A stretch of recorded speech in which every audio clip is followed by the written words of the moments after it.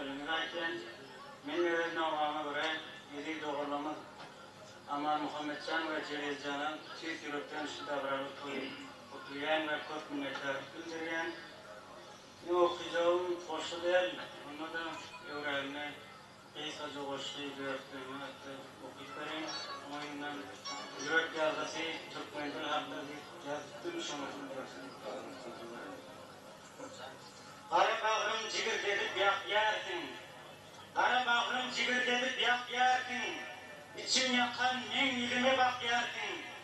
Parti gürle öz dilimi unutup Türkmen dilinin birbirinden çak yersin.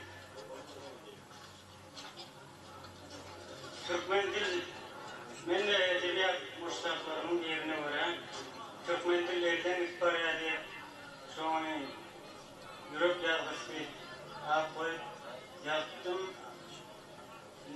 Sağda sorattı, bir vakta kemçilik olsa bazıdan öz uruluğumuza karşılaşın.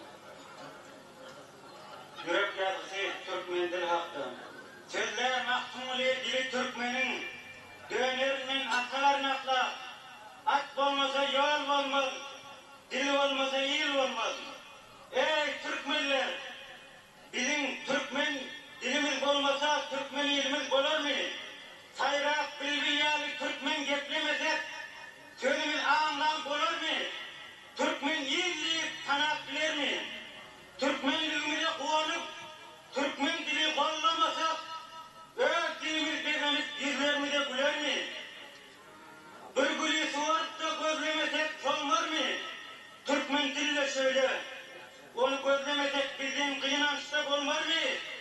Başka dili yukarılık bilip öz dilimiz ağır bilsek Türkmen dili bizden kaçmaz mı? Kıyınanıp da göz yaşını seçmer mi? Yanımızdan fakir olup geçmer mi? Türkmen dili aydar sözle Türkmen ilim oğullarına başka dilden ağıttak yer. Şeydik de men yüreğimi cigir dedip yak yer. Ağramı taş edip menden kaç yer. Aytacak bolsan aytıp durmalı. Bağıracak bolsan bağırıp durmalı.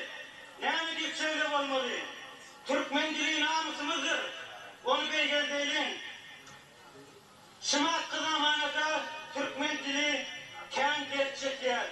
Öykölet bizden göz yaşını dök yer. Ağlap ağlap ıskından açıp yeryüzüne çök yer.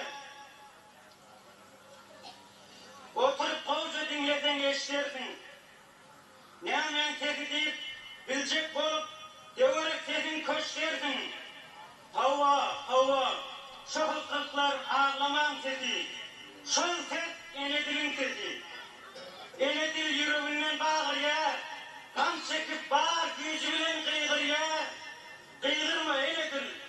Kıygırsan iğnim tıklap yüreğime ağır yer. Ağlama, ağlasan benim ağlasın yer. Sözüm ağlayan yok değil mi? Ağlayanım vardır. Derdimi dertleşen yok değil mi? Dertleşenim vardır. Bir gün gelir Türkmen ilim, sen sesini eşlerler.